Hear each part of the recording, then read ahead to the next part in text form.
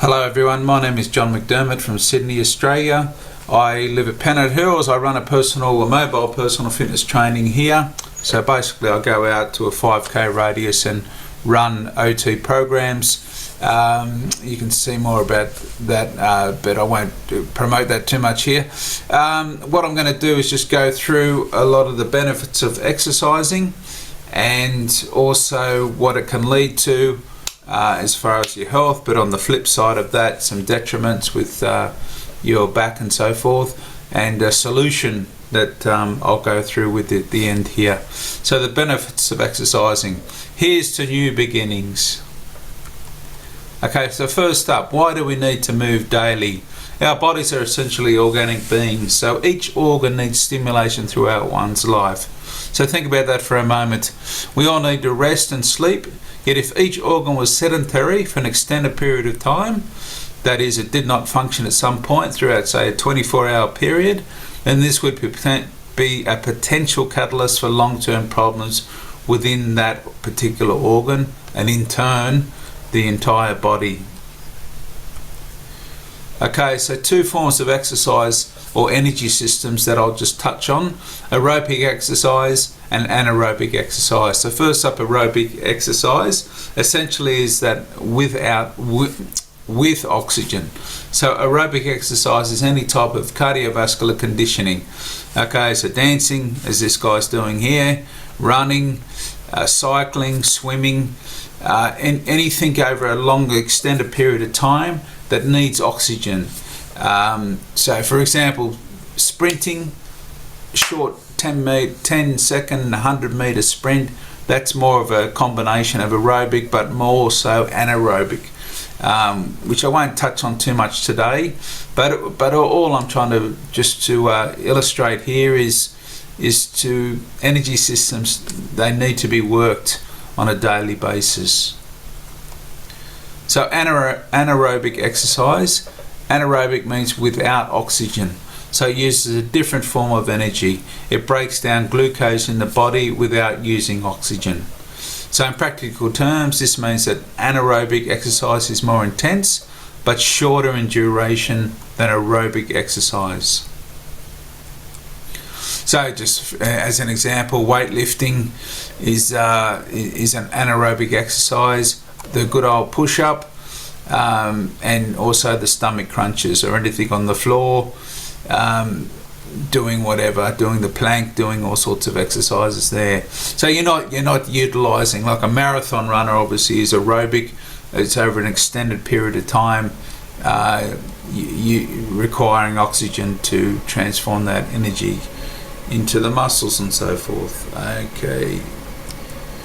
Now for the $1 billion question, which I'll touch on today, which is a huge part of the PT, personal fitness training business, is what's best for aerobic versus what is best, aerobic or anaerobic. So what is best for weight loss?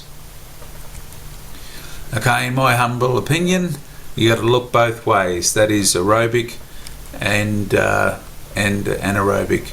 So for general health and weight loss, if you're not training for a specific sport, as in say a weightlifter trying to be a power lifter or a bodybuilder, as in a show bodybuilder on stage, then obviously they've got to be more inclined to do anaerobic or weightlifting.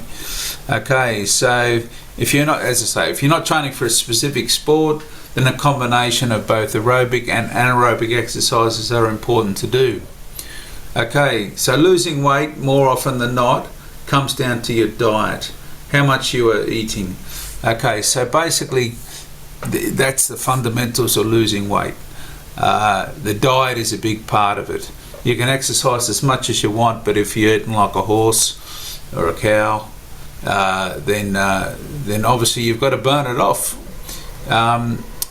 Or it's going to just pile onto your belly, your hips, your butt, basically on your body. It all comes down to fundamentally 70-80% is what you eat.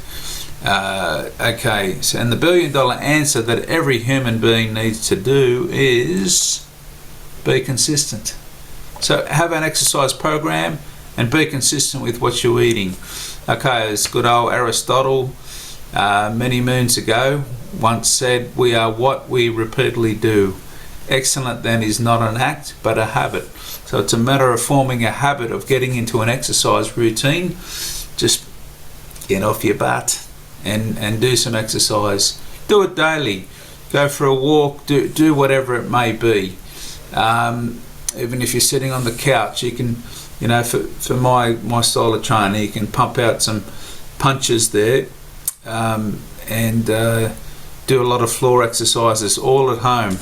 Every gym has a home is my motto. Unless you're training for a specific sport, that is. Okay, so be consistent, form a habit, otherwise aches and pains come about. Lower back, all those areas there, that illustrates a lot of areas where you can form a lot of pain in the body. It can build up, certainly build up over time if it's not utilised, and not stretching. Stretching is a big part of what you should be doing as well. You can do stretches at home, even if you're watching telly, reading a book. Just every now and then get up and stretch. A lot of simple yoga stretches you can pinch off the internet, YouTube it. YouTube, you can learn A to Z of things on YouTube. Stretching is one thing you can learn. A hell of a lot of exercises. Google, YouTube, salute to the sun. It was taught to me in India. I went to India back when I was 30 and met a yogi there who practiced a routine called salute to the sun. Just YouTube, Google it. It's a fantastic exercise you can do just in your lounge room. Okay, so how technology is changing the way people work from home. Okay, basically we live in a technological computer age. Everything from work, just majority of work involves a computer, and that may be you sitting at a desk, slouched at a desk like this guy or this woman, which can have long-term effects. As I say, it's all over long term.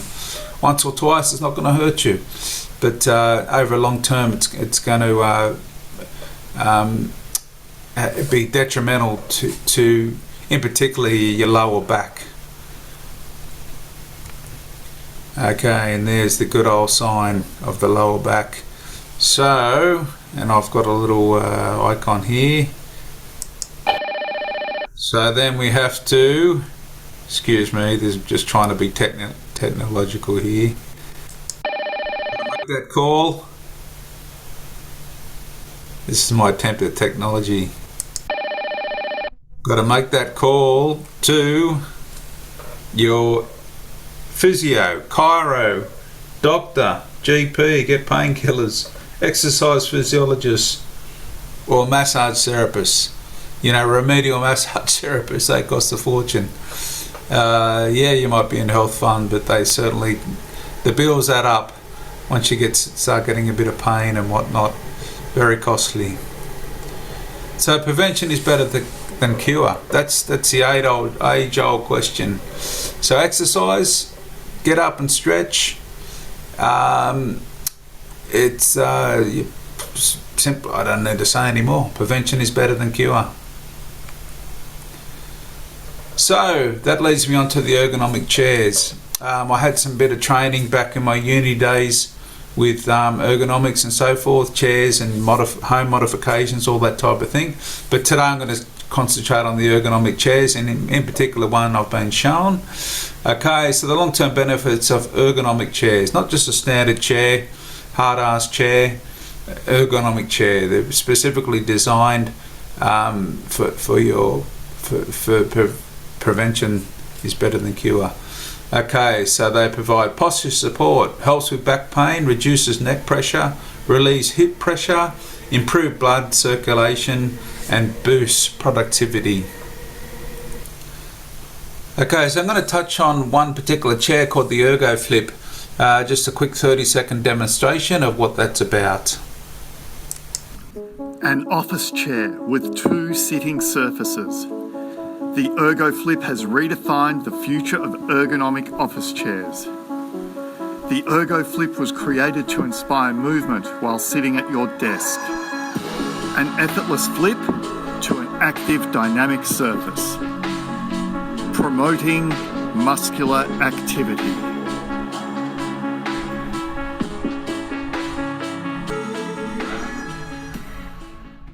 And moving on from the ErgoFlip demonstration there, we're going to have a physiotherapist talk here about the benefits it can provide.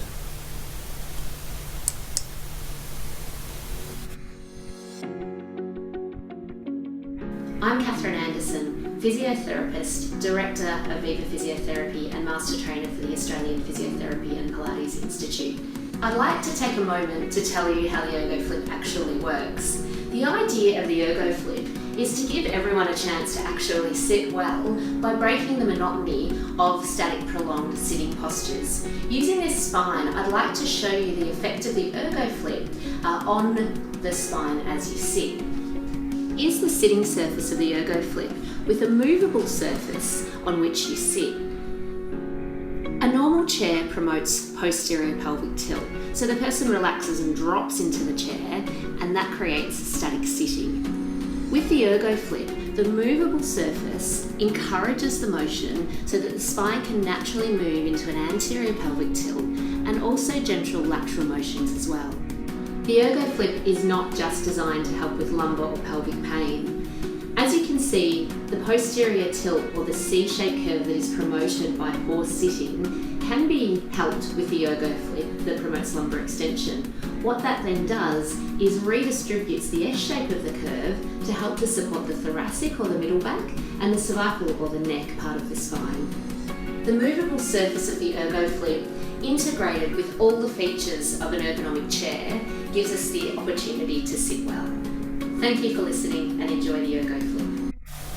Okay, thank you. And that's a just concise, short account of what you should be doing. Just get out, move it or lose it, as the old saying goes. But as I say, with the ergonomic chair, if you're sitting at home, a lot of the time, a lot of people are moving back into working from home now.